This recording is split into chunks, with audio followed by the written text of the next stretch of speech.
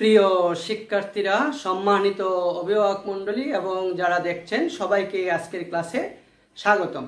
আমি রঞ্জন কুমার রায়, সহকারী শিক্ষক, সরকারি এসসি বালিকা উচ্চ বিদ্যালয়, সুনামগঞ্জ। প্রিয় শিক্ষার্থীরা, আজ তোমাদের নবম দশম শ্রেণীর শিক্ষার্থীদের জন্য ত্রিকোণমিতি নিয়ে আলোচনা করব। ত্রিকোণমিতি ইংরেজি শব্দ ট্রাইগোনোমেট্রি, এটা গ্রিক শব্দ থেকে এসেছে। ট্রাই অর্থাৎ তিন, গণ অর্থাৎ ধার, মেট্রন অর্থাৎ পরিমাপ, এই তিনটি শব্দর সমন্বয়ে ট্রাইগোনোমেট্রি অর্থাৎ ত্রিকোণমিতি। পূর্বে ত্রিকোণমিতির ত্রিভুজের বিভিন্ন বিষয় নিয়ে আলোচনা করা হতো। তো বর্তমানে গণিতের সকল স্থানে ত্রিকোণমিতির বিচরণ। তো তোমরা এই ত্রিভুজটি সম্পর্কে সবাই পরিচিত আছো। এটি একটি সমকোণী ত্রিভুজ। তো সমকোণী ত্রিভুজের বাহু তিনটির সাথে আমাদের পরিচয় আছে। এটা হচ্ছে অতিভুজ, অর্থাৎ সমকোণের বিপরীত বাহু হচ্ছে অতিভুজ। আর এই দুটি পরস্পর লম্ব, আমরা সাধারণত এটাকে লম্ব এবং এটাকে ভূমি হিসেবে চিহ্নিত করি। কিন্তু ত্রিকোণমিতির সূক্ষ্ম কোণের ক্ষেত্রে আমরা কোণটা কোথায় অবস্থিত তার উপর নির্ভর করে আমরা ভূমি লম্ব নির্ধারণ করব। তখন আমি যদি এই কোণটা বিবেচনা করি, এই কোণটাকে যদি আমরা নাম দেই থিটা, এটা একটা গ্রিক অ্যালফাবেট থিটা।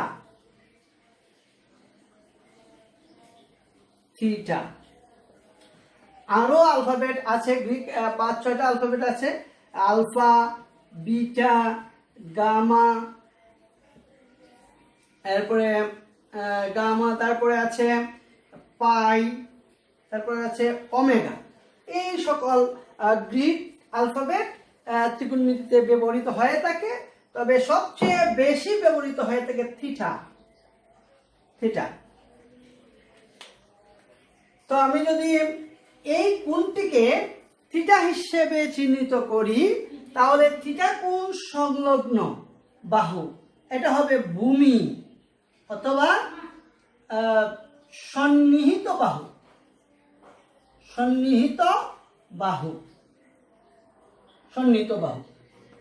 আর থিটা কোণের বিপরীত বাহু এটা হবে লম্ব বা বিপরীত বাহু।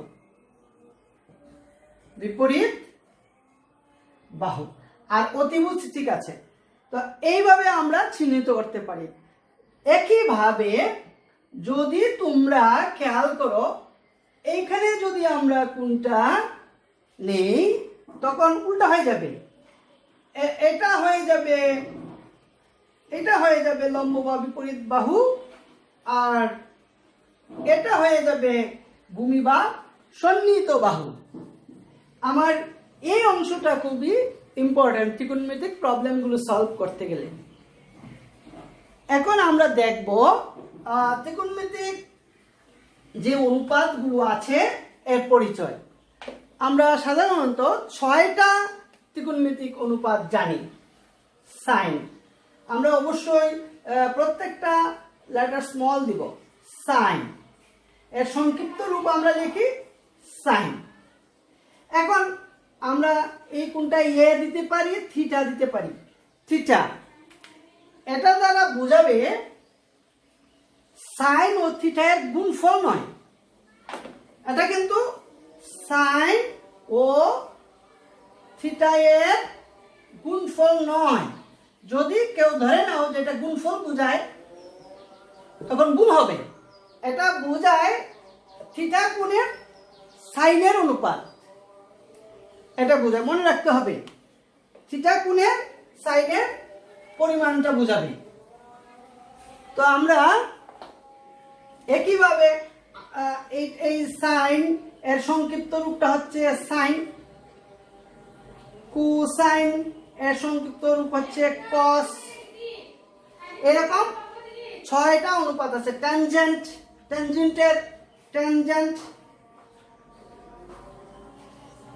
ট্যানজেন্টের সংক্ষিপ্ত রূপ ট্যান। কোটেনজেন্টের কট, সেকেন্টের সেক, কোসেকেন্টের কোসেক। এইভাবে 6টি ত্রিকোণমিতিক অনুপাত তোমাদের বইয়ে আলোচনা আছে। আমরা দেখব কিভাবে সূক্ষ্ম কোণের ত্রিকোণমিতিক অনুপাতগুলো নির্ণয় করা হয়। আমি যদি ধরি যে কোণ x ও y একটি সূক্ষ্ম কোণ, যাকে নামকরণ করলাম থিটা। কোণ ধরলাম কোণ x ও y সমান থিটা, একটি সূক্ষ্ম কোণ। তো y এর উপর আমরা একটা বিন্দু নিলাম P বিন্দু হতে OX এর উপর লম্ব টানলাম PM, OX এর উপর লম্ব টানলাম PM। তাহলে আমরা এই একটা ত্রিভুজ পেলাম। ত্রিভুজটার নাম হচ্ছে OPM ত্রিভুজ। তাহলে এটা যেহেতু সমকোণ, তাহলে এটা হবে অতিভুজ। আমরা যেহেতু থিটা কোণ নিছি এখানে, তাহলে এটা হচ্ছে সন্নিহিত বাহু, আর এটা হবে বিপরীত বাহু।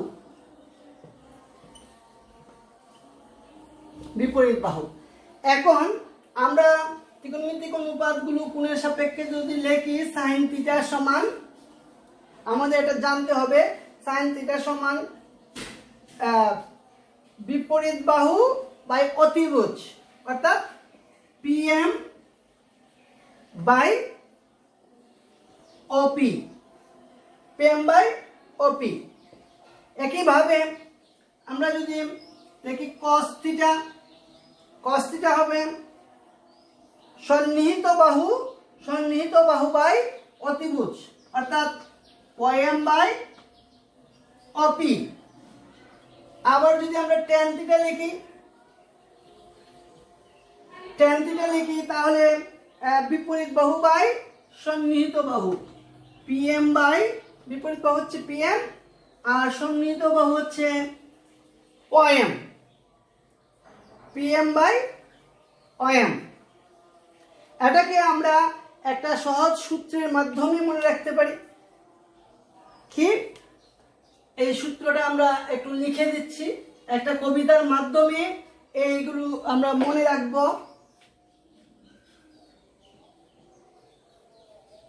লতিফ অতিশয় সাদাসিধে, ভূপেন্দ্র অতিশয় কঠোর, তাই লতিফ ভূপেন্দ্রের পেছনে টেটে করে। এই কবিতাটা যদি মনে রাখো তাহলে এই জিনিসগুলো তোমরা সহজেই মনে রাখতে পারবে। কিভাবে? লতিফ, এখানে ল আছে, লম্ব, লম্বর আরেকটা নাম কি দিয়েছিলাম? আরেকটা নাম দিয়েছিলাম বিপরীত বাহু, তাহলে লম্ব। অতিভুজ, লম্ব বাই অতিভুজ,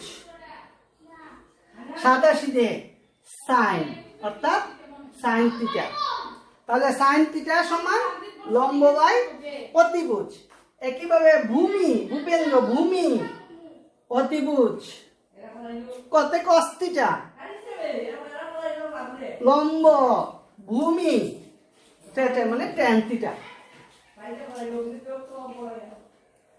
ঠিক আছে, আমরা এই জিনিসগুলো এই কবিতার মাধ্যমে সহজেই মনে রাখতে পারি। তাহলে আরো যে তিনটা, অর্থাৎ আমরা যখন সূত্রগুলো দেখব অন্য তিনটা সহজেই মনে পড়ে যাবে। আমাদের ত্রিকোণমিতিক কিছু সূত্র আছে, এইখানে আমি লিখে দিয়েছি। সাইন থিটা সমান 1 কোসেক থিটা, অর্থাৎ সাইন থিটার বিপরীতে আছে কোসেক থিটা। একইভাবে কোসেক থিটা সমান 1 সাইন থিটা। কস, তাহলে সাইন থিটা সমান যদি লম্ব বাই অতিভুজ হয়, কোসেক থিটা কি হবে? অতিভুজ বাই লম্ব। কস থিটা সমান 1 সেক থিটা, অর্থাৎ কস থিটা সেক থিটার বিপরীত। তাহলে কস থিটা সমান ভূমি বাই অতিভুজ, তাহলে সেক থিটা কি হবে? অতিভুজ বাই ভূমি। একইভাবে ট্যান থিটা সমান 1 কট থিটা,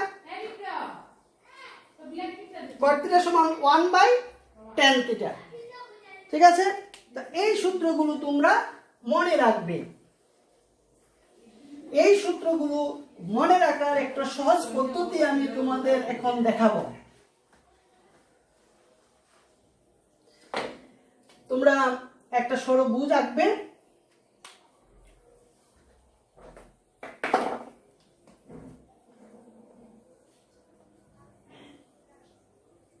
তোমরা সবাই ষড়ভুজ আঁকবে, অবস্থানগুলো মনে রাখবে। এখানে দিবে সাইন থিটা,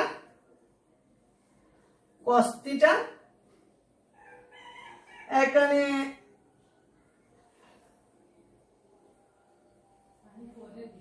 ট্যান থিটা। ওকে, এর বিপরীত দিকে দিবে কট থিটা, আবার কস থিটার বিপরীত দিকে দিবে sec theta,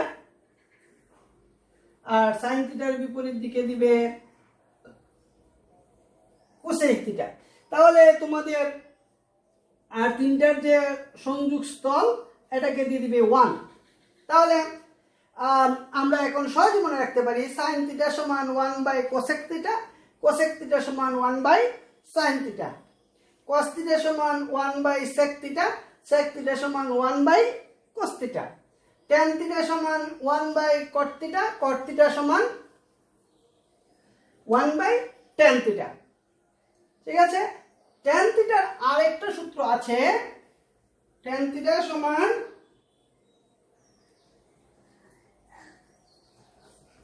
sign theta by cos theta. এই যে পাশাপাশি দুইটা, sine theta by cos theta. তো একইভাবে তাহলে কট থিটা কি হবে? উল্টা হয়ে যাবে, আমরা জানি উল্টা, cos theta by sine theta. এই হচ্ছে আরো দুইটা সূত্র। আমাদের আরো কিছু অভেদ আছে, এই অভেদগুলো আমাদের একটু জানতে হবে। সাইন স্কয়ার থিটা প্লাস, এই পাশাপাশি দুটো নিব, sine square theta plus cos square theta সমান 1। এই যে ত্রিভুজটা sine square plus cos square সমান 1। আমরা কিভাবে গেলাম? এই যে আমি যদি এভাবে চিন্তা করি, ঘড়ির কাঁটার বিপরীত দিকে সাইন স্কয়ার দিকে, ঘড়ির কাঁটার দিকে sign square plus cos square সমান 1। এই যে ত্রিভুজটা সম্পন্ন হলো। ওকে, তাহলে এখান থেকে আরো দুইটা আমরা লিখতে পারি, সাইন স্কয়ার থিটা পক্ষান্তর করে 1 কস স্কয়ার থিটা, আবার এখানে কস স্কয়ার থিটা সমান 1 সাইন স্কয়ার থিটা। এবার এটাও আমাদের মনে থাকবে, একটা এই ষড়ভুজ থেকে নিলাম, বাকি দুটা পক্ষান্তর করে পেয়ে গেলাম। একইভাবে আবার যদি এখান থেকে নেই, এই যে 1 প্লাস, আমি এখান থেকে শুরু করলাম, 1 প্লাস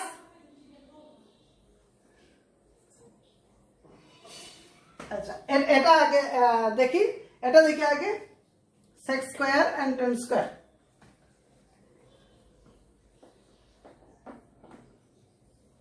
এটা আসবে sec square theta minus tan square theta equal to 1। sec square theta minus sec square theta minus tan square theta সমান 1 চলে আসলো। ঠিক আছে, এখান থেকে আরো দুটো লিখতে পারি, sec স্কয়ার থিটা প্লাস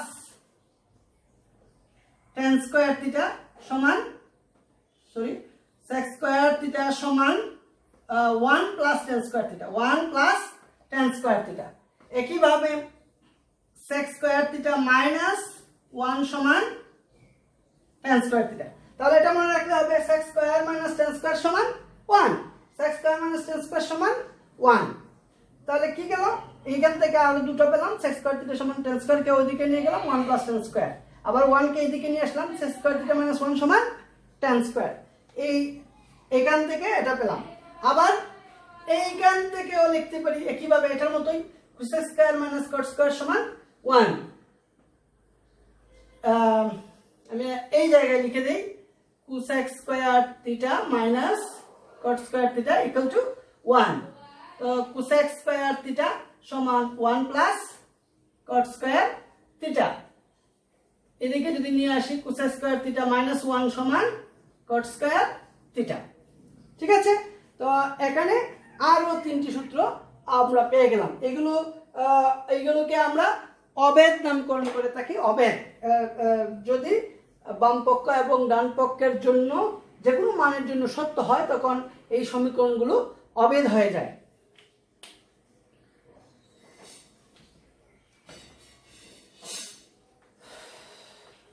প্রিয় শিক্ষার্থীরা, এবার আমরা দেখব এই যে অভেদগুলো জ্যামিতিক উপায়ে কিভাবে প্রমাণ করা যায়। অভেদগুলো আমি তোমাদের একটি করে দেখাবো, বাকিগুলো তোমরা নিজেরা বাসায় করে নিবে। sin square theta plus cos square theta equal to 1। এই অভেদটি অর্থাৎ সূত্রটি আমরা কিভাবে জ্যামিতিক উপায়ে প্রমাণ করতে পারি। প্রথমেই আমরা শুরুতে তোমাদের দেখিয়েছিলাম যে একটি সূক্ষ্মকোণ নিব, কোণ x ও y সমান থিটা, একটি সূক্ষ্মকোণ। তো লিখব মনে করি কোণ x ও y সমান থিটা একটি সূক্ষ্মকোণ। তারপর y এর উপর যে কোনো একটি বিন্দু P নেই, y এর উপর যে কোনো বিন্দু P নেই এবং P বিন্দু হতে yx এর উপর লম্ব রেখা আঁকি। লম্ব রেখার নাম দিয়ে দিই, লম্ব রেখা আমি নাম দিয়ে দিলাম PM। PM আঁকি। ঠিক আছে, তো এবার আমরা কি পেলাম? OPM একটি সমকোণী ত্রিভুজ পেলাম। লিখব ত্রিভুজ OPM সমকোণী ত্রিভুজে sin থিটা। sin থিটার সমান আমরা কি শিখেছিলাম? যে কবিতার সূত্র ধরে যদি আমরা বলি লতিফ অতিশয় সাদাসিধে লম্ব বাই অতিভুজ, তাহলে যেহেতু আমার এটা সমকোণ, তাহলে এখানে কোণ থিটা, তাহলে এটার থিটা কোণের বিপরীত বাহুটা হচ্ছে লম্ব, তাহলে PM। আর সমকোণের বিপরীতটা হচ্ছে অতিভুজ OP। আর কি দরকার আমার? cos থিটা দরকার। cos থিটা সমান ভূমি অর্থাৎ সন্নিহিত বাহু, ভূমি এই যে সন্নিহিত বাহু OM অতিভুজ OP। অর্থাৎ থিটা কোণ সংলগ্ন বাহুটা হচ্ছে ভূমি বা সন্নিহিত বাহু। তাহলে OM বাই ওই যে কবিতার সূত্র ধরে বলি ভূপেন্দ্র অতিশয় ভূমি বাই অতিভুজ কঠোর cos। এখন আমরা কি করব? এই অংশটা প্রমাণ করতে বলছে যে sin square plus cos square equal to 1। sin square theta plus cos square theta সমান, আমি যদি লিখি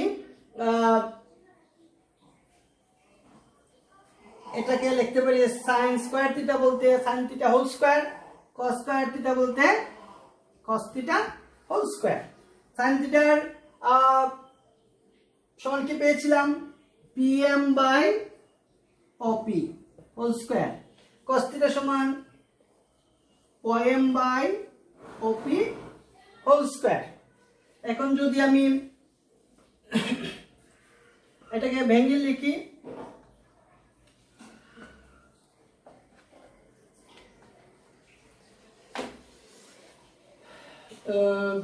সমান pm square by op square ym square by op square.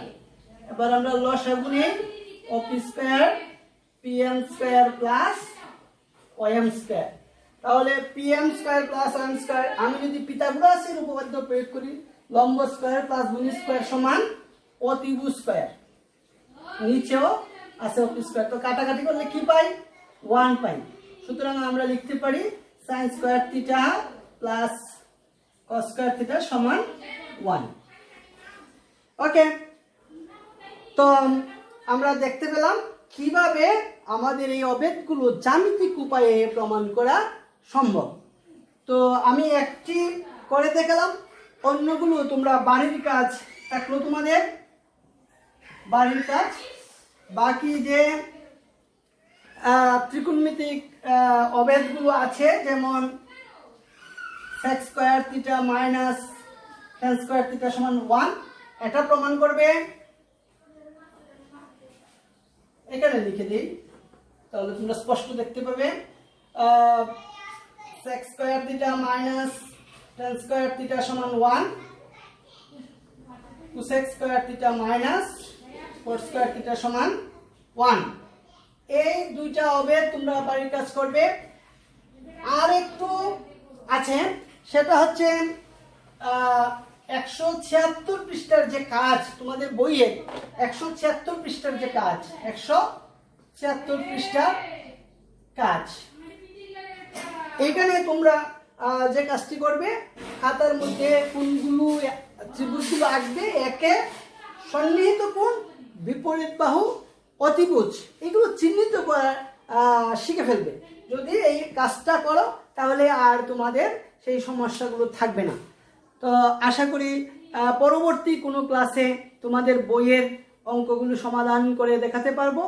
আজ এ পর্যন্তই, ধন্যবাদ।